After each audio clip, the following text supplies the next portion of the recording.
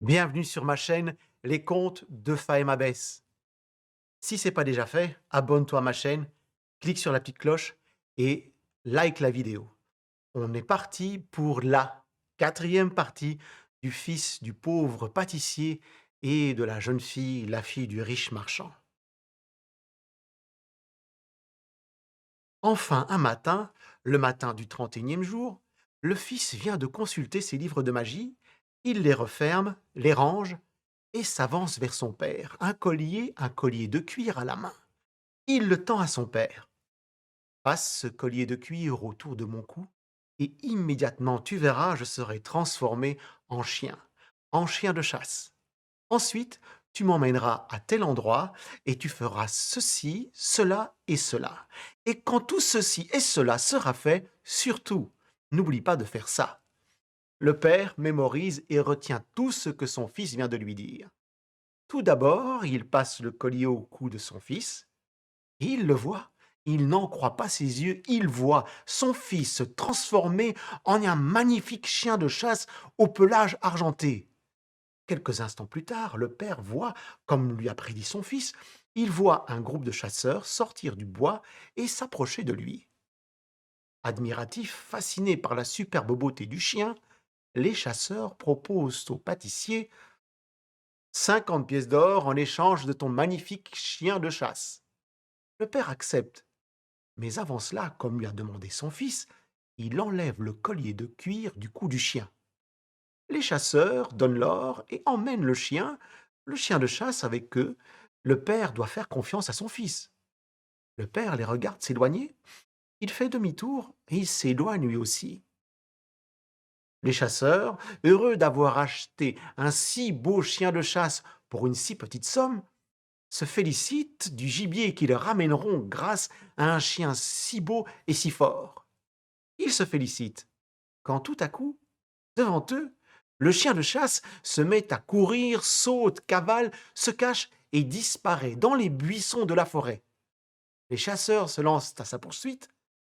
Après une longue course, certain d'avoir semé ses poursuivants, le chien s'arrête derrière un arbre mort, s'allonge sur le sol.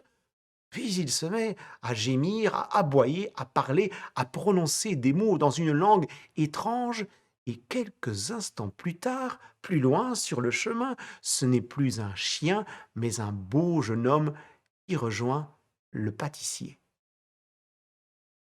Le père et le fils se remettent en route.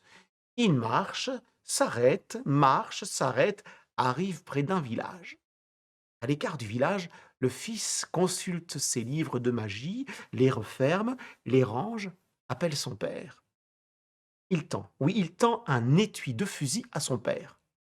Passe-moi cet étui sur la tête, et tu verras, je serai immédiatement transformé en fusil très précis. Ensuite, tu feras ceci, et surtout, quand tu auras fait cela, n'oublie pas de récupérer l'étui.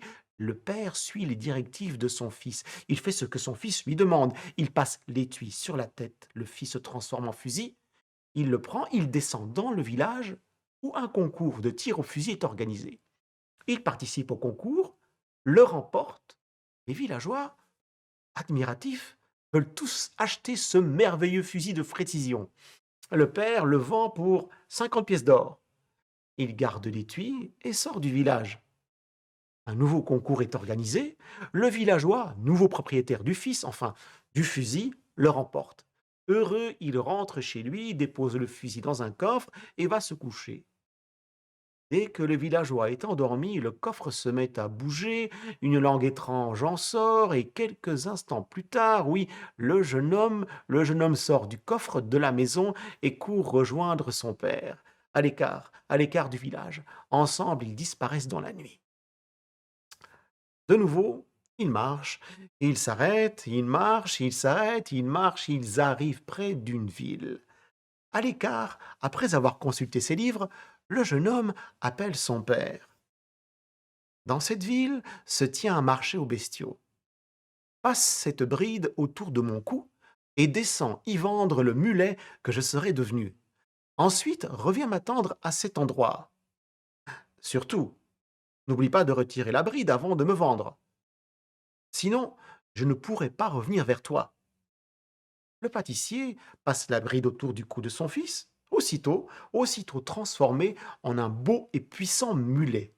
Arrivé en ville, immédiatement, un acheteur s'approche de lui et lui propose 50 pièces d'or pour le magnifique mulet. Surpris par la rapidité à laquelle s'est conclue la vente, le père oublie de retirer la bride du cou de son fils le mulet. Il la laisse au cou de l'animal. Il sort de la ville et il s'en va rejoindre le lieu du rendez-vous.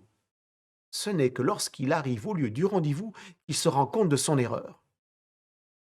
Pendant ce temps, le sorcier, de son côté, rentré chez lui, constate l'absence de son apprenti et consulte ses livres de magie.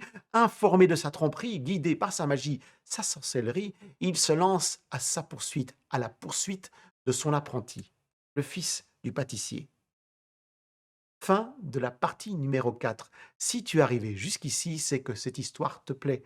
Like la vidéo, abonne-toi à ma chaîne, clique sur la petite cloche, comme ça tu seras tenu au courant de toutes mes publications et je te donne rendez-vous dans la prochaine vidéo pour la dernière partie, la partie numéro 5 du fils du pauvre pâtissier et de la jeune fille. À tout de suite.